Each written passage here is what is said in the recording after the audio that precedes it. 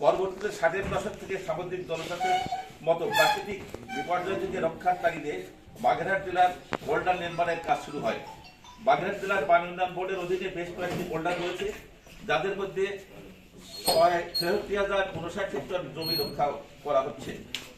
Boulder এলাকার মধ্যে রয়েছে 225 কিলোমিটার প্রতিরক্ষা বাঁধ, 43টি রেগুলেটর, 700টি ফ্লাশিং আউটলেট এবং 550 কিলোমিটার দীর্ঘ নিষ্কাশন খাল।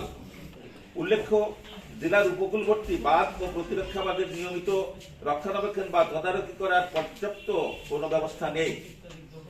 পানি ব্যবস্থাপনায় এলাকাবাসীর অসচেতনতা, প্রাতিষ্ঠানিক সাহায্য সহযোগিতার অভাব, দুর্বল বাঁধ এবং বাঁধের ফাটল জেলার নদী ভাঙ্গনের তীব্রতাকে ত্বরান্বিত করে। ফলে এই সকল এলাকায় নোনা জলের প্রবেশ, প্লাবনে ফসলহানি ইত্যাদি সমস্যার দিন দিন প্রকট হয়ে উঠছে। সদর উপজেলার অন্তর্গত বাদুখালী বিলের 3টি ইউনিয়ন যথাক্রমে 1 নম্বর কালাপাড়া, 6 নম্বর যাত্রাপুর এবং 7 নম্বর শাকগঞ্জ ইউনিয়নের মধ্যে অবস্থিত। এই বিলে মোট জমির পরিমাণ 7,000 একর, যা স্থানীয় জনগণ ব্যক্তি পর্যায়ে এবং হাড়ি প্রদানের মাধ্যমে মাছ চাষ, ধান চাষ এবং আয়ের ফসল করে থাকেন। বাদুখালী বিলে কেন্দ্র করে জীবিকা নির্বাহ করে থাকেন উক্ত 3টি ইউনিয়নের 13টি গ্রামের 13টি মৌজায় প্রায় 50,000 জনগণ। এই বিলের 134 এর অধীনে পোল্ডার নম্বর 134 এর অধীনে